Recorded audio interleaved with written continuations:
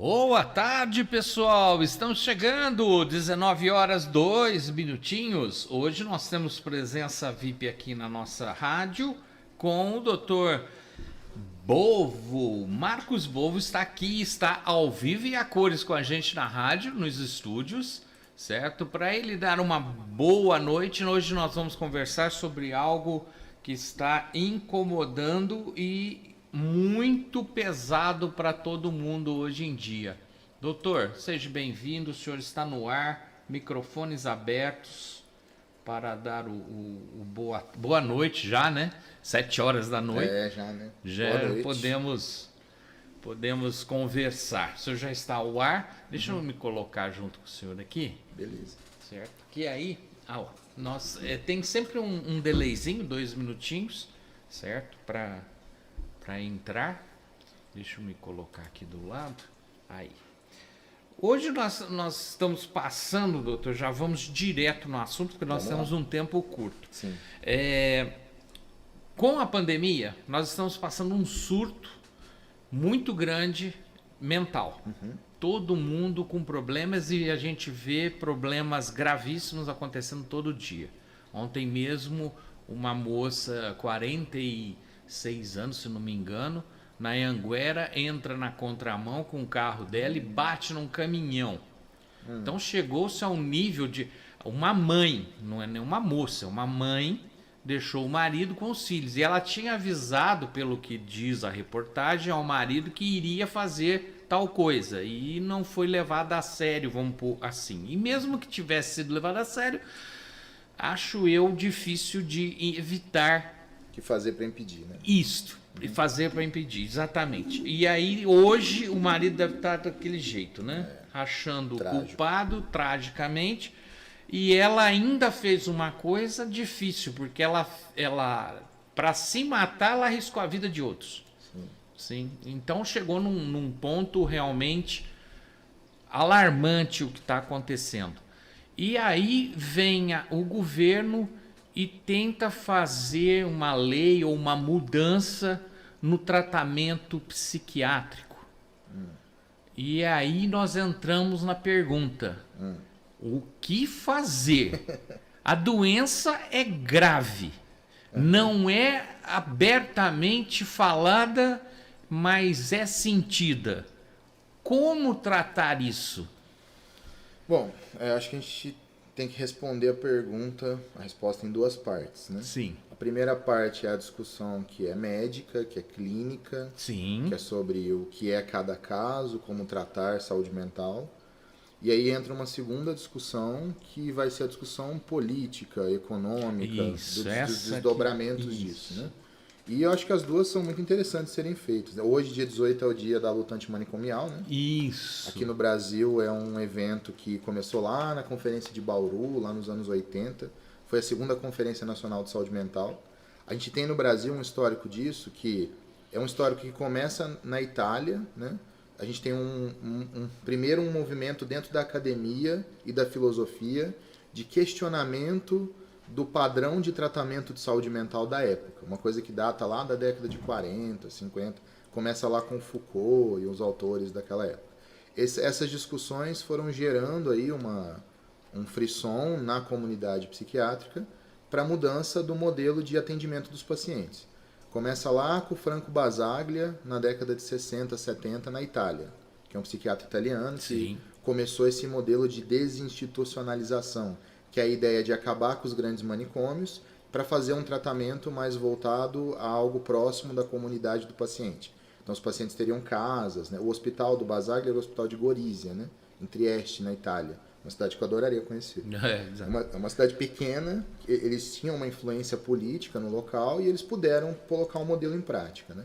E tem a discussão se dá certo, se não dá, a eficácia desse tipo de tratamento. Sim. Existe uma discussão até entre os profissionais de saúde mental sobre isso. Mas o ponto é sobre essa conscientização de que o tratamento voltado à esfera hospitalar, de internação, talvez não é a melhor opção, né? Talvez a gente passe mais por uma discussão da conscientização da necessidade de tratamento de todos. Eu sempre digo que ir no psicólogo é igual fazer exercício físico, né? Uma coisa que todo mundo tem que fazer, independente de estar doente ou não. É o exercício de estar numa autoavaliação toda semana. Toda semana. Eu mesmo vou como paciente há muitos anos já, acho que me ajuda muito. Então é importante esse olhar do cuidado da própria saúde mental, em primeiro ponto. Sim. E depois a saúde mental dos pares, dos próximos ali, né? Aí essa é, como eu falei, a discussão primeiro clínica, de entender o tratamento ambulatorial como ideal. Mas nós temos os pacientes que vão estar num padrão de surto, que vão estar num padrão de estar colocando a própria vida ou de outras pessoas em risco. Tem os padrões também que a gente chama de exposição social, aí a necessidade de internar para o paciente não colocar coisas em risco, por exemplo, um patrimônio familiar, ou colocar a vida de alguém em risco por uma alteração que é mental. Né? Mas aí, entrando de novo na discussão política, tentando responder a pergunta que você me trouxe, né? No Brasil, a gente traz essa discussão nos anos 80, muito ligada à implantação do SUS, uma discussão que vem lá do final dos anos 80 até agora. Né? A residência que eu fiz, a minha formação, foi pela Secretaria Municipal de Saúde de São Paulo. É conhecido como residência em rede. A minha turma foi a segunda turma, né? Eu entrei na residência em 2015. E a gente viu muito de perto o processo acontecendo na Prefeitura de São Paulo, no município de São Paulo. Vimos inclusive a transição ali do Haddad para o Dória, o que me ensinou algumas coisas na época, né? De como talvez o espectro político define a ação, né? E o que aconteceu foi a gente conseguir ver o modelo tentando ser implantado, né? Que é a ideia da atenção na rede psicossocial e não a atenção voltada para os grandes hospitais, né? Hoje até aqui em Franca tem a discussão aí do possível fechamento dos leitos SUS do Allan Kardec. A Fundação Allan Kardec já deixou claro, eu sempre digo, falo isso abertamente, confio muito no trabalho da Fundação, e o Mário e o Fernando, que são os diretores hoje, já deixaram claro que é uma questão de contas, eles não conseguem pagar. Não tem como. Ou que o SUS paga um valor que é irrisório. Eu, particularmente, tenho uma visão de que dentro do conceito político não há uma energia estadual, uma esfera que é municipal, estadual e federal, para você reformular hospitais, porque a política desde 2001 é no sentido de acabar com os grandes hospitais e transferir o cuidado para os centros de atenção psicossocial, né? Enfim, é toda uma discussão em cima disso, podemos até entrar nela a fundo se você quiser, mas assim, é muito difícil pôr isso em prática, envolve muitos atores, né? Tanto da política quanto os administradores de hospitais, os serviços em si, cada CAPES, cada UBS, cada serviço dentro da rede de saúde, tanto a rede de saúde mental quanto a atenção primária e os outros atores que a gente tem, né? Aqui em Franca a gente tem também o NAIA, a gente tem o Ambulatório de Saúde Mental. Como todo mundo sentar, conversar, se entender para o atendimento fazer sentido, né? Conforme o que preconiza a lei de saúde mental e a maneira como ela é, né? Teria que chegar num denominador comum, Sim. Que é praticamente impossível. É muita gente envolvida, certo? Para conseguir. O Fernando a gente conhece muito porque é do nosso grupo dos Dinos. Inclusive fizemos a feijoada sábado passado, lá no Polo Clube, para arrecadar dinheiro para os idosos do Eurípides Barçanufo, que o grupo cuida. Legal. Então, nós conhecemos muito o Fernando e sabemos dos números, das coisas que estão acontecendo. E realmente ele não faria se não fosse realmente um problema que está levando eles para um lugar que ele não tem retorno. Então, como hoje o diretor é responsável financeiramente por tudo que ele faz na instituição, né? Ele não vai botar os bens dele na reta. Exatamente. Né? Eu particularmente não acho, assim, se perguntasse a minha opinião, posso estar errado, né? Até peço para o pessoal que estiver vendo isso comentar sobre isso. Eu entendo que faz mais sentido tentar aplicar uma política voltada para os CAPs. Mas eu não sei se fechar uma ala psiquiátrica é o melhor caminho. Tipo, eu acho que a gente precisa da ala psiquiátrica em alguns sentidos, porque existem casos graves, existem casos que são judiciais, tem os pacientes que são moradores dos hospitais por não ter para onde ir. Por não ter para onde ir. Hoje, dentro da política de saúde mental, tem o conceito das residências terapêuticas, né? Franca já tem acho que 10. E a ideia é abrir mais. Tem também as residências que são inclusivas. Que elas estão na rede de atenção da assistência social, né? Que é um pouco... A legislação é um pouco diferente.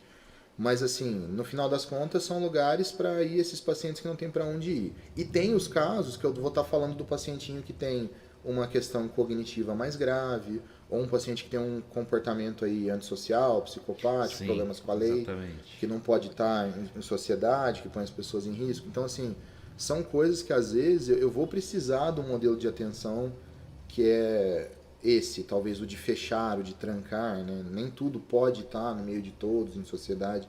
Como definir isso, né? É muito difícil, porque às vezes você não tem a vaga nem para tratar o paciente que está no surto.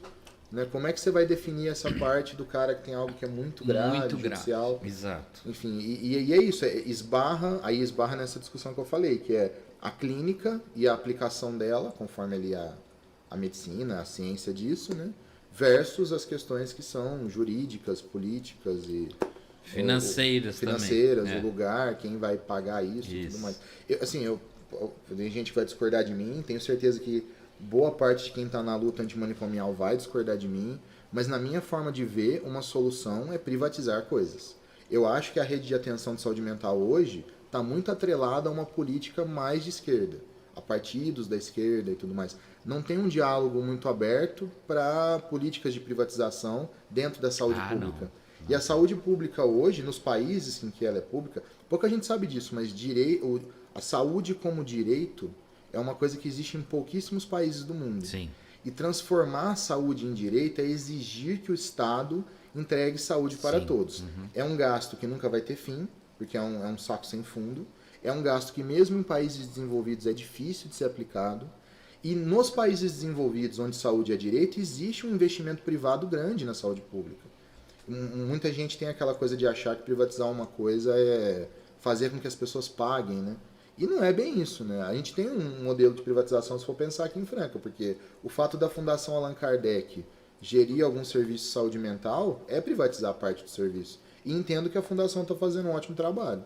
No que diz respeito ao CAPS, eles reformaram lá o CAPS AD, a gente fez lá a inauguração do CAPS Florescer, que começou lá em 18, estamos tentando fazer um trabalho legal. É difícil, sobrecarrega, devia existir mais CAPS, né? A gente não pode ter só 2 CAPs para 350 mil habitantes. Não, uma cidade o projeto gigante, era para 4 ou 5, se não me engano. E é difícil de aplicar. Né? Exatamente. E assim, se não tiver essa movimentação, não tiver atores mesmo aí na esfera pública, social, cobrando isso, a coisa fica no papel, né? A própria secretaria, assim, posso estar falando bobagem também, mas me arrisco a dizer isso. A própria secretaria tem uma sobrecarga enorme de trabalho. Eles não dão conta. Não dá. Precisa terceirizar uma parte, pedir ajuda, trabalhar essa parte de gestão, porque como é que resolve o problema? De novo, a discussão do ponto de vista político. Né? Exatamente. O problema físico, no caso mental, né? Ele se agravou demais por ter feito-se um lockdown maluco. Tem essa discussão, não foi esse lockdown normal, quer dizer, lockdown nunca é normal, mas não foi nada. Não soube lidar com isso. No mundo inteiro. Né? No mundo inteiro. Mas aqui no Brasil foi completamente aloprado, porque fecha-se a pessoa em casa, mas ela tem que ir trabalhar num ônibus lotado e fazer as coisas, vamos pôr assim, uns grupos sim, uns grupos não. Então quem ficou preso e pegou, por exemplo, a minha esposa pegou pânico da coisa. Então ela queria lavar tudo, todas as regras. Inclusive eu falei, não vou tomar a vacina. Não por não acreditar na vacina, simplesmente porque eu não queria tomar a vacina. Não, você vai tomar a vacina. Tomei a vacina. O que aconteceu? Porque mulher é quem manda, né? O que aconteceu? Isso, manda mesmo. Não tem jeito. Não, você vai tomar? Você vai tomar? Tá bom, tomei a vacina para AstraZeneca aqui. Fiquei na fila aqui desse SESI aqui, do lado de casa, 500 anos e tal. Beleza. Tomei a vacina, não deu outra. Trombo. Bilateral pulmonar. Quase morri. O médico ficou desesperado, porque podia ter ido pro coração. Foi pro pulmão e eu não conseguia mexer, eu não podia mexer. Fiquei uma semana na UTI, não podendo nem mexer. Respirando por sobre isso que eu falo é assim. Eu entendo que a vacina foi feita de forma apressada. Ok. Entendo que pesquisas sendo feitas, talvez se atropelou algumas coisas para que aquilo estivesse na prática. Ok. Mas ao mesmo tempo eu entendo que estamos falando de uma coisa de saúde pública. Era o medo do vírus espalhar numa velocidade que a gente não teria controle. E acho também que se esbarra aí, de novo, na discussão, o Estado fazendo aquilo acontecer, né? E qual é a diretriz para que aquilo chegue nas pessoas, né? Então tem um tempo aí. Quando a vacina chegou, teve toda uma discussão de que tinha vacina parada, porque a logística não foi bem correta. feita. Aí, de novo, uma discussão de como o governo lidou com isso. Na época que a vacina chegou, teve toda aquela discussão do Dória com o Bolsonaro. Sim, né? sim. Enfim, É tudo politicamente. Um negócio né? horrível. É o rolê do quem vai estar no poder, né? É, exatamente. E quem vai ganhar o prêmio de ter feito aquilo. Isso, né? não. A minha cara nisso. O que eu estou citando aqui mais é a imposição da coisa.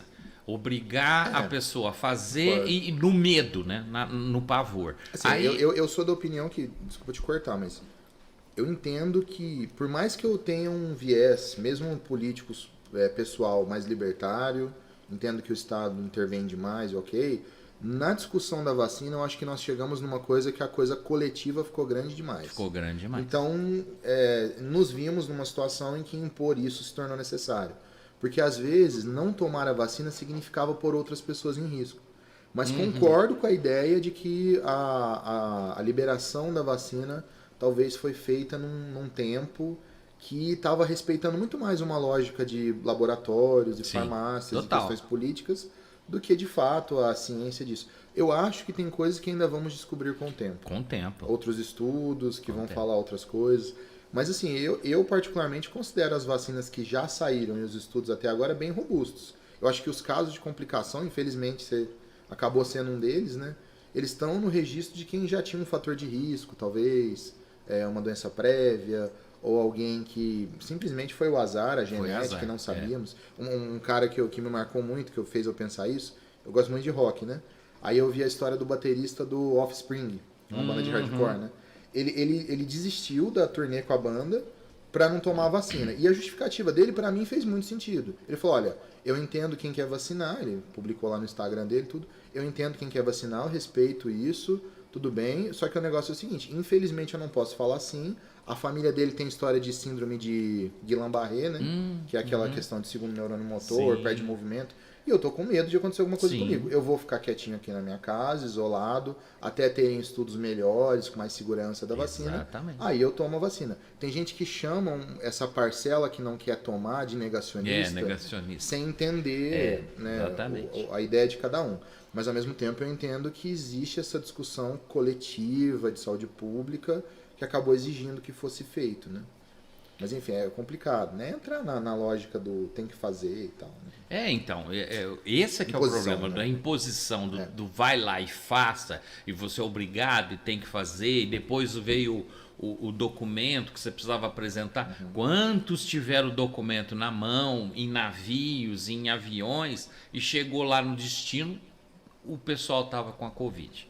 Então, quer dizer, não era isso, né? Então ficou uma coisa mal explicada. Eu acho que assim, temos que pensar também que os estudos para vacinas, essas coisas, eles têm as fases, né? Isso vale para remédios também. Claro, para tudo. Então tem que fazer lá no tempo tal. Talvez atropelou algumas coisas, talvez, mas assim, ao mesmo tempo eu entendo que havia uma segurança, há uma segurança e uma eficácia que tá legal nas vacinas. Por exemplo, eu vi o pessoal lá do Instituto Butantan, né? Quando foram falar da Coronavac e tal, eles tinham estudos robustos já podia, vamos dizer assim, arriscar. Mas eu acho que a população, às vezes, eu acho que tem a ver com não conhecer como é o padrão da ciência, né? O tempo das coisas acontecerem. Se sentiu meio sendo cobaia daquilo, né? Tipo, não, mas e aí? Quer dizer, então, que se der um problema em mim, eu sou só mais um número e tal. Sei lá, né? Mas ao mesmo tempo também é não correr esse risco do vírus espalhar e tudo mais. Exatamente. Né? Não, vamos pôr assim que a vacina funcionou, tanto que caiu tá tendo um aumento. Eu não sei, não tenho dados oficiais, mas os colegas que trabalham em pronto-socorro estão falando esses dias. Em aumento. Aumentou. Tem também o negócio da dengue, né? Que agora tá que mais pegou endêmico esses dias e tal. Enfim, tem toda essa discussão aí. Então, mas aí mexeu muito com a cabeça da pessoa. Ela ficou ali dentro de casa presa, com aquele pavor. Exatamente. Chegou ao ponto do pessoal da minha casa falar assim, a pessoa chegar e falar assim, mas você não fechou as janelas? Eu falei, mas como assim fechar a janela? Porque senão o vírus pula o muro. Eu falei, não, pelo amor de Deus, olha o tamanho do muro, certo? Eu acho que ele não sabe voar ainda, mas então chegou um pavor que chegava até o ridículo. Mas isso afeta a cabeça, não a minha, mas a da pessoa que tá... Isso eu acho que é assim, ó, é importante entender que tem coisas de virologia, de infectologia, conceitos, não é minha área, mas tipo assim, conceitos mais básicos dessa parte, aonde a gente precisa entender como funciona e se espalhar para não gerar esses medos. Sim. E tudo mais. Mas foi feito para gerar esses medos. Toda a comunicação que foi feita na época foi para gerar o pavor, o pânico. Para fazer as pessoas pararem. Isso, exatamente. Mas assim, eu entendo também que tem uma limitação que é de como a comunicação acontece, né? Como a informação chega nas pessoas. E hoje tem toda a discussão de fake news em cima disso. Quantas pessoas não conferiu direitinho a informação? Eu penso até que é trabalho de quem é jornalista, quem está na imprensa, conseguir separar a informação. O ponto de até onde hoje, quem está, por exemplo, numa formação de jornalismo, tem que entender como ciência funciona. A fineza de entender o que é afirmar um dado científico. Porque se você está na posição, por exemplo, eu estou na posição de médico, se eu falar uma informação de saúde mental que não está lá na literatura, acontece muita coisa, vira um efeito cascata, tem que tomar muito cuidado com isso. Tem até alguns grupos que procuram estudos que não têm relevância ou que têm um problema, estudos que sofrem problemas de ética, são fechados e tal, que mostram que existem efeitos assim, uma informação falsa num ponto que começa a gerar uma rede de informação falsa num lugar. Exato, O bagulho vai espalhando. Vai espalhando. Né? Mas o que você falou sobre transtorno mental... E vai acrescentando, né? Porque é aquela coisa, quem conta um ponto, aumenta um ponto, né? Exatamente. A tradição oral das coisas. Eu falo que é o velho deitado. O velho deitado diz isso. Então... Exatamente. Mas assim, sobre os transtornos, uma coisa que acho que é legal falar é os transtornos que mais tiveram aumento de prevalência, e a gente está fazendo os estudos aí desde que a pandemia começou, os estudos de epidemiologia na psiquiatria e tal, eu tenho acompanhado algumas coisas, são os transtornos de adaptação ao estresse. E normalmente adaptação ao estresse agudo, né? Então é aquela pessoa que passou por um processo de luto, que perdeu dinheiro, que passou pela doença mais grave. A gente tem, por exemplo, igual você citou da esposa, os casos que às vezes são transtornos obsessivos compulsivos, medo de contaminação, isso piorou por causa da pandemia. Tem as pessoas que vão piorar porque estão isoladas, por exemplo, idosos que ficaram isolados muito tempo. Gravíssimo. Isso daí acabou agravando alguns transtornos, né? Entendo que estamos saindo um pouco disso nos últimos tempos, né? Vamos pôr na ordem de meses, né? Entendo também que, em um certo sentido, isso conscientizou mais pessoas para a questão da saúde mental. Exato. De olhar isso mais de perto. Mais de perto. E assim, desse ponto de vista, pra gente que trabalha com saúde mental, a pandemia foi boa, porque aumentou muito o fluxo pra gente. Sim, né? Claro. E assim, é uma coisa que é trágico, tudo, mas assim, a gente percebe aqui, o que está aumentando, se você coloca um período de 2 anos, são as coisas que são mais agudas. Se a pessoa fizer um tratamento precoce, ir no psicólogo, tomar um remédio, se eu estou falando de estresse, afastar de trabalho e tal, para depois ela retornar às funções de boa. Senão vira um transtorno crônico.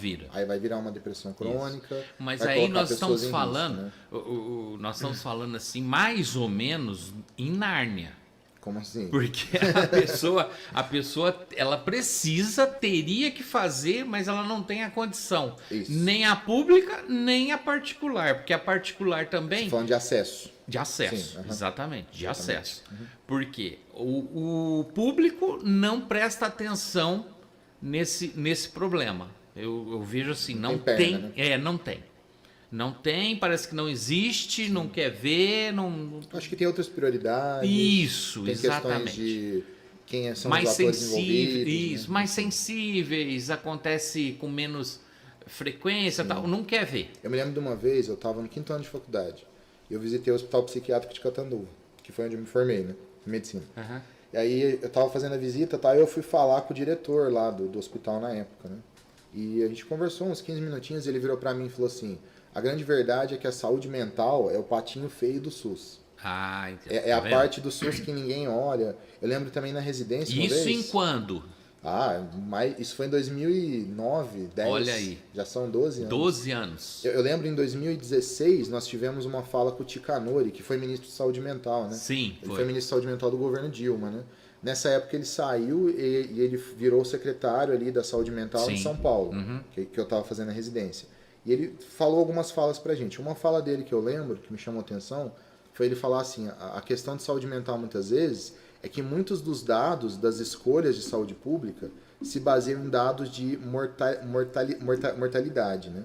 Não os dados do estilo de vida, de se a pessoa tem qualidade de vida. E saúde mental, quando ela mata, é uma causa externa. Quando ela mata é suicídio, é um acidente de carro, é arma, é corda, tal. Então é difícil o transtorno mental matar. A morte no transtorno mental é uma consequência. É uma consequência. Os números do suicídio a gente tem legal, né?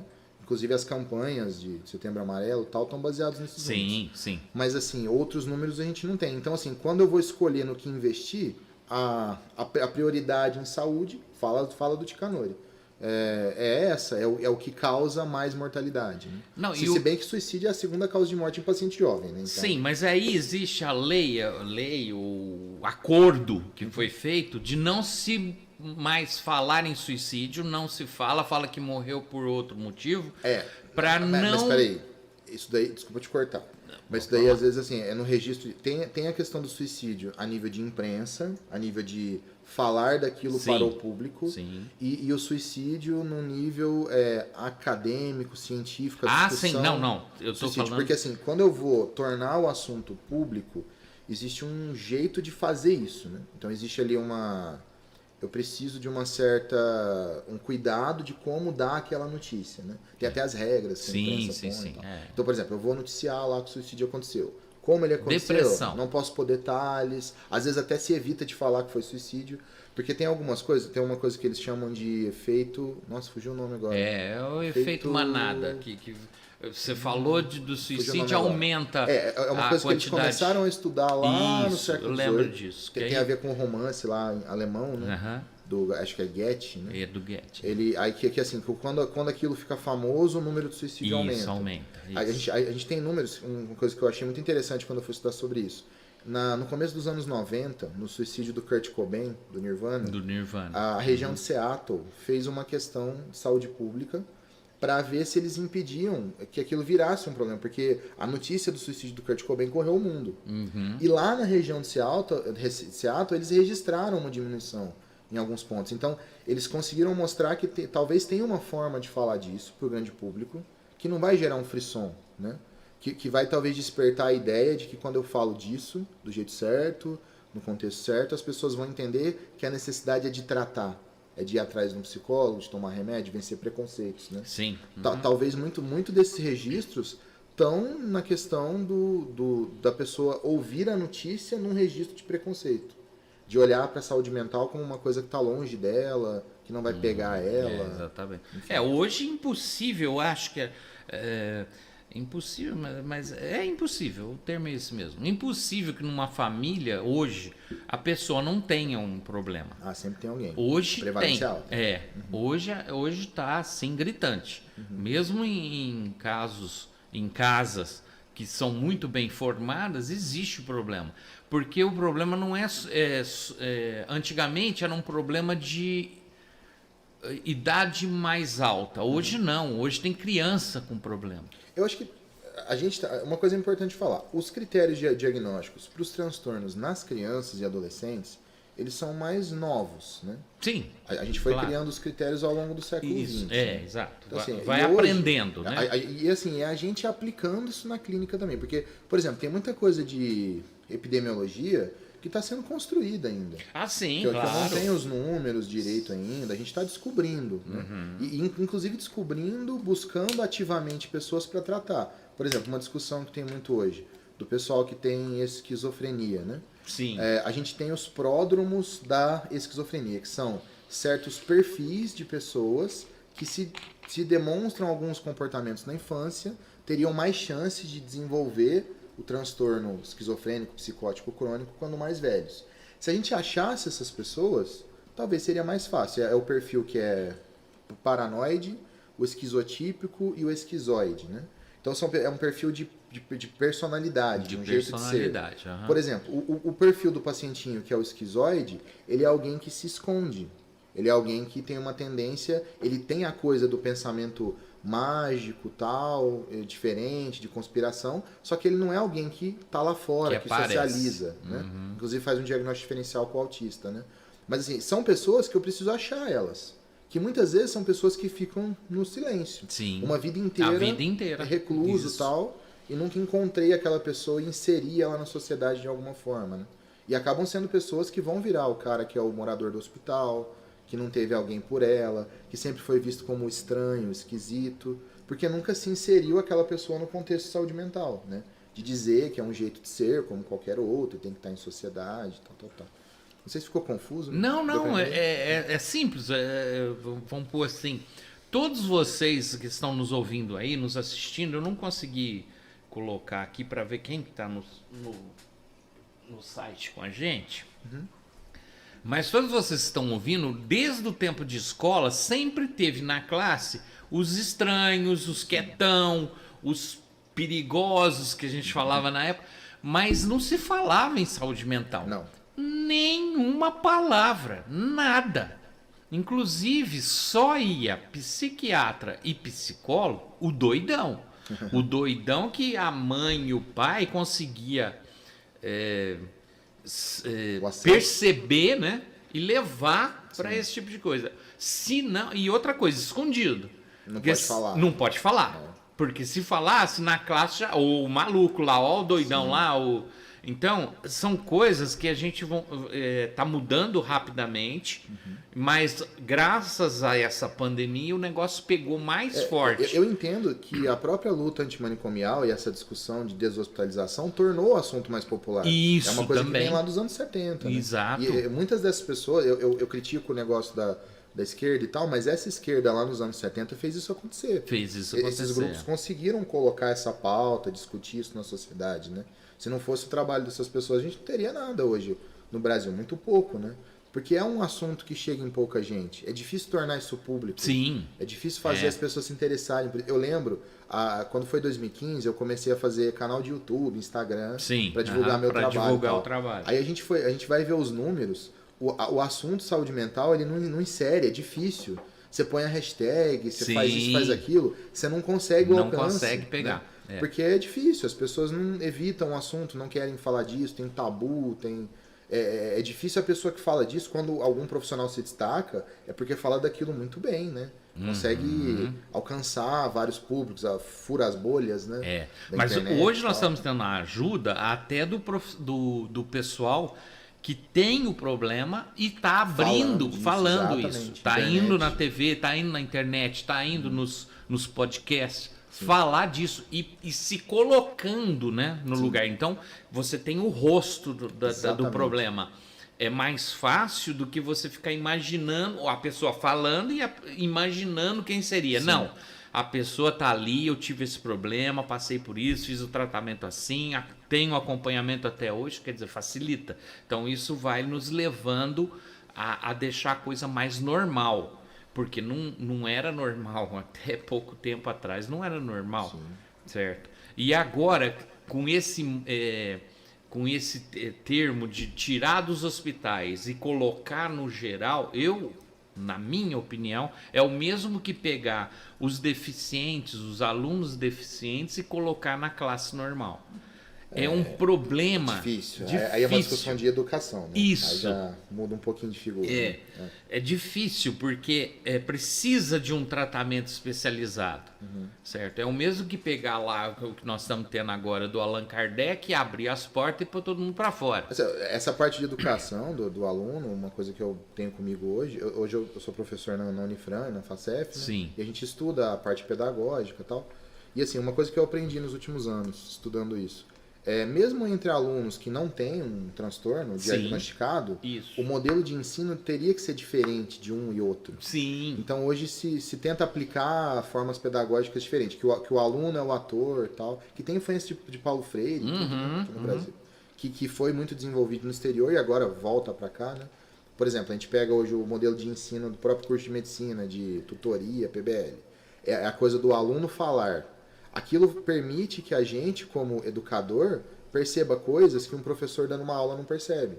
Sim. Então você começa a achar o problema de um aluno, de outro, e tentar intervir naquilo. Então, assim, quando você pega o aluno de uma deficiência mais grave, alguém, por exemplo, com autismo, com um retardo mais difícil. Eu não pode falar retardo, não intelectual. É isso. Né? A pessoa com um quadro de deficiência, ela acaba... não é só sobre inserir ela na sala comum. É sobre entender que mesmo na sala comum, eu vou precisar de modelos de aprendizado diferentes. Exatamente. Porque não é todo mundo que vai conseguir. Tanta gente que aí não trata TDAH e outros transtornos, que talvez a discussão era muito mais pedagógica, da forma de ensinar, do que de ter algo na cabeça que está fora do lugar e eu preciso pôr um remédio lá. O remédio ajuda muito, eu acho. Tem toda uma questão de hipocampo e como funciona essa parte de aprendizado. Mas assim, eu entendo que se eu não mexo nessa parte pedagógica, não faz sentido. Não faz sentido. Só que assim, é aí que tá também, uma coisa que você falou que eu acho que é interessante.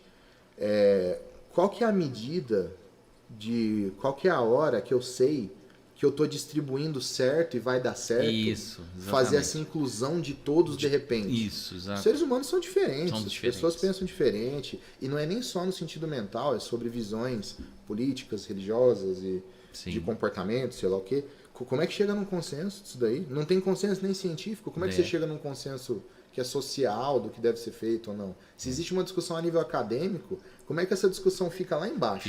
Na escola pública, num bairro na periferia, com toda a dificuldade que tem lá para ensinar uma criança. Exatamente. É isso que me pega muito. Porque é muito fácil pôr no papel. Uma vez eu ouvi isso e é básico, né? Papel aceita tudo. Beleza. Canetada. Vai lá, faça, cumpra-se. Beleza, vamos cumprir. Burocrata. Vai lá e tá.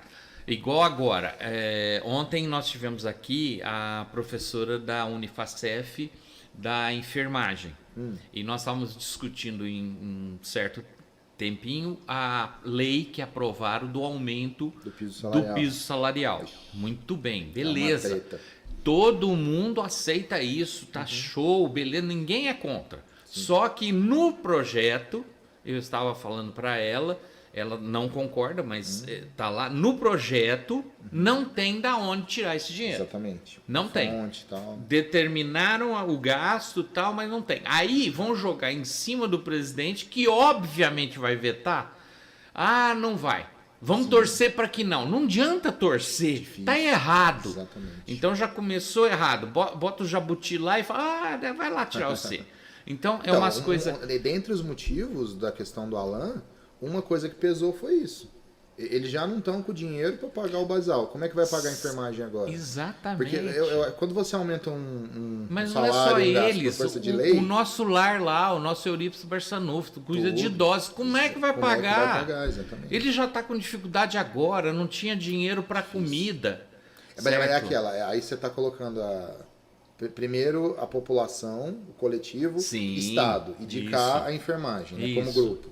É lógico que qualquer pessoa vai olhar e pensar, pandemia... Vale muito mais do que isso. As pessoas vão pensar assim, a pandemia, a enfermagem está trabalhando muito, e tudo que aconteceu... A minha esposa é enfermeira, teve dificuldade aí durante a pandemia. Sim, com certeza. Tipo assim, é muito difícil esse olhar, é muito impopular falar, não vai aumentar o salário, é errado aumentar... As pessoas vão reagir mal, as pessoas vão reagir num nível que é sentimental. Sim, é muito difícil você convencer a pessoa a parar e olhar para o número.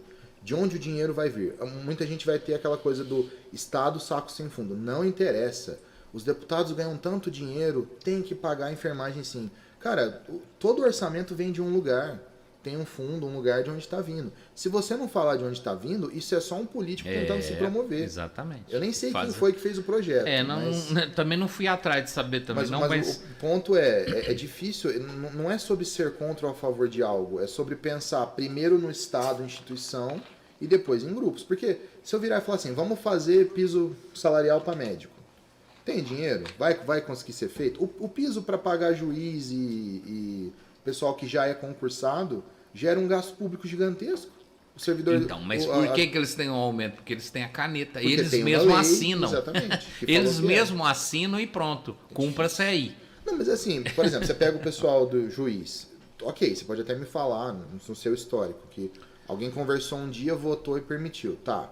Mas a pergunta será mesmo que na hora lá existia a consciência... Eu acho que é uma consciência que é até política, de onde o dinheiro vem, de que consequência aquilo tem no longo prazo?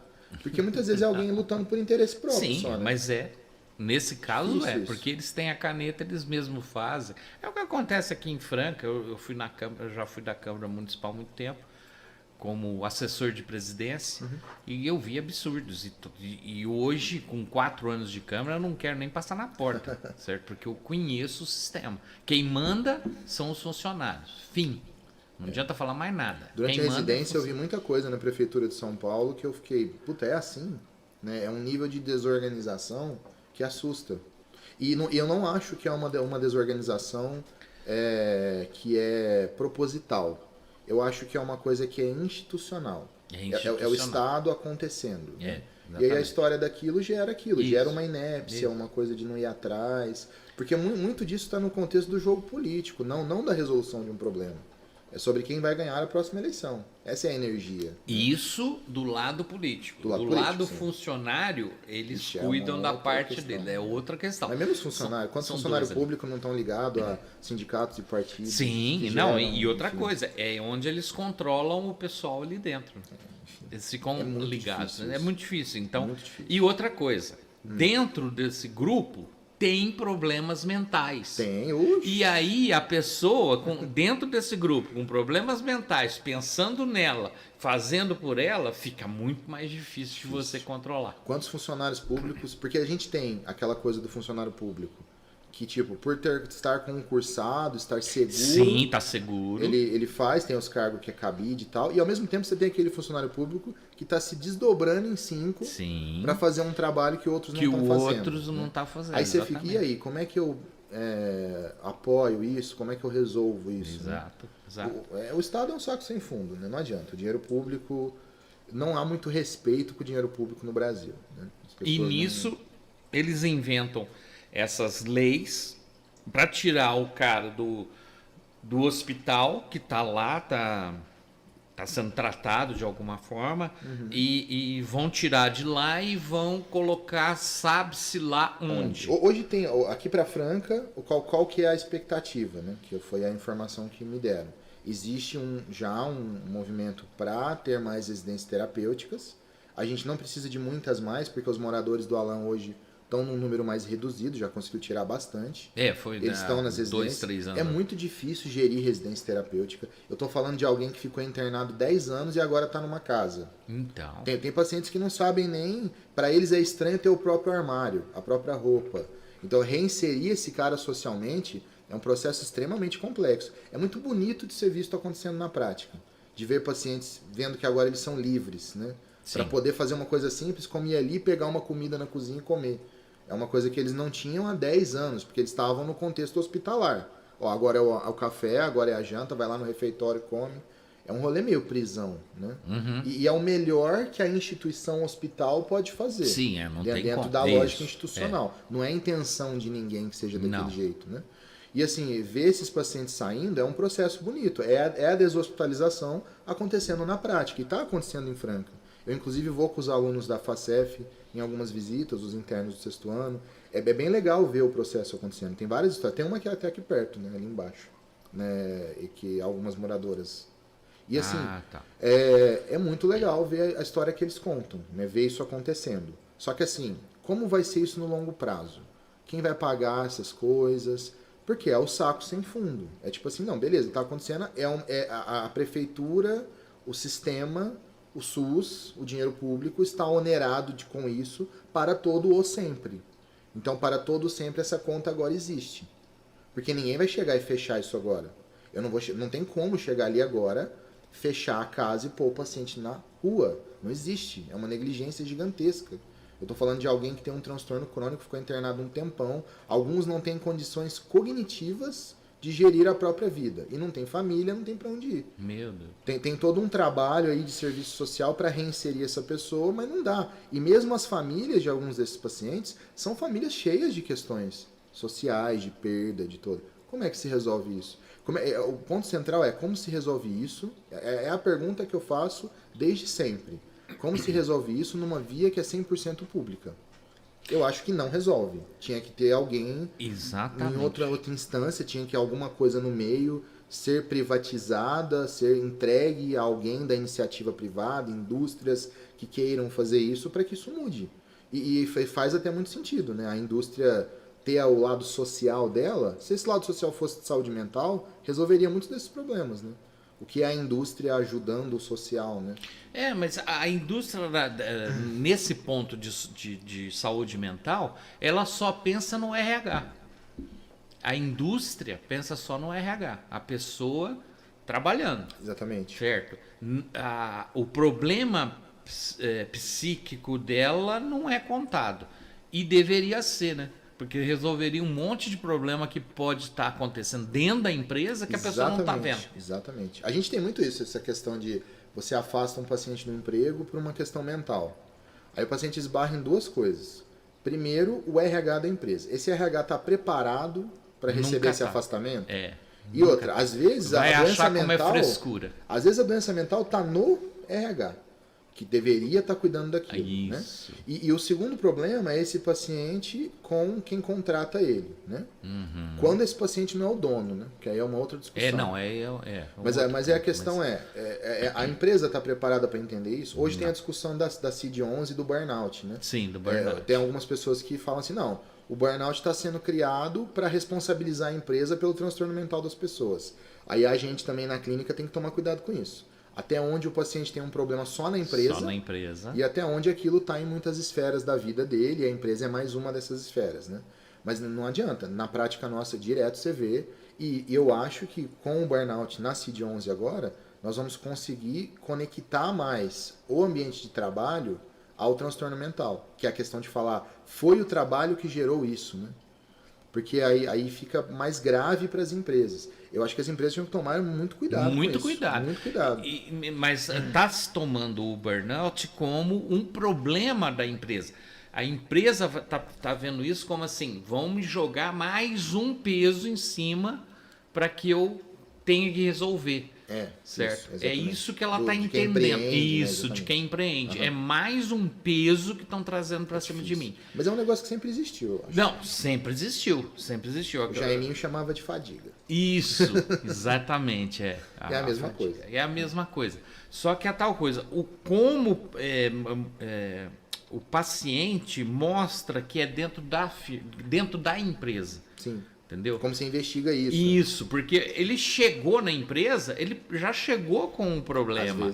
Às vezes já chegou com alguma coisa. Não foi naquela empresa. Aquela empresa só ou replicou, ou priorou, ou sei lá o quê.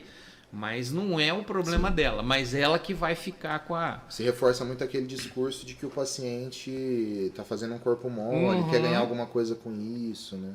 Isso é uma coisa que eu acho que está Essa é a fala RH. Essa é a fala do RH própria. Difícil. Eu acho que um bom RH, ele tem que ter um psicólogo lá, né? Por lei tem que ter um psicólogo teria lá. que ter Então, assim, eu acho que um bom RH, ele vai trabalhar essa parte, ele vai olhar para isso, né? Porque, teoricamente, a função de um RH é melhorar o convívio na empresa. Seria e hoje, muitas empresas, o RH, ele assume uma função que é burocrática. Pagar salário, fazer a documentação, aí isso vira um problema. Manipular documento.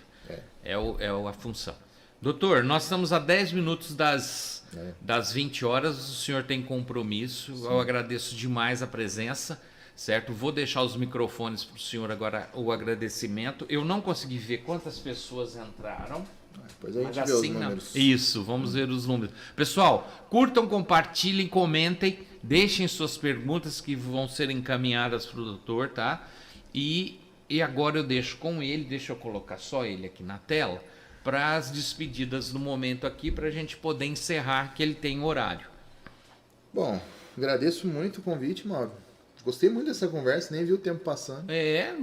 Daria para conversar mais. Se quiser fazer mais vezes, podemos combinar. Podemos fazer. Tem muitos assuntos que dá para falar. A nossa rádio é para isso, é informação exatamente de saúde. É uma rádio integrativa, até o nome lá é canal integrativo, certo? Porque a gente precisa desse tipo de informação hoje. Porque os podcasts hoje, eles são só para pessoas famosas. Os famosos começam na segunda num podcast, termina no domingo em 10 podcasts falando a mesma coisa. Nós queremos saber do que está acontecendo e de pessoas que estão fazendo. E são reais. Certo? Bom, agradeço muito quem participou aí, viu a conversa. acho que insisto no que eu falei, é sobre conseguir colocar a informação na boca do povo. Cada vez mais estamos conseguindo. Sim. Tratar de saúde mental tranquilo, sem grandes tabus e tudo mais, né? Hoje ser louco é legal, né? Virou bacana, né? Mas tem o louco que é patológico, que precisa de tratamento, né? Exatamente. Loucos somos todos nós, né? Mas exatamente. O patológico não pode ficar entre a sociedade aí, porque cria tem que tratar, né? Outros problemas, né? Inclusive para ele mesmo. Quem puder me seguir é @drmarcosbovo, Dr. Marcos Bovo. Bovo é B de bola mais ovo. Mais ovo. E segue lá, a gente está sempre postando alguma coisinha ou outra. Não ando muito ativo nas redes sociais, mas é porque eu tô trabalhando muito. Então, não dá tempo, né? Não dá tempo. E não pode fazer a consulta ao vivo, né? Pois é. Pessoal, então é isso. Nós ficamos aqui hoje. Sexta-feira nós temos o Heitor, tá? Às 17 horas, o Heitor, uma conversa boa, ele vai lançar o curso dele dos anjos e nós vamos estar junto. Gente, muito obrigado pela presença de todos aí, certo? E nós voltamos sexta-feira às 17 horas. Muito obrigado, um abraço, tchau, fui!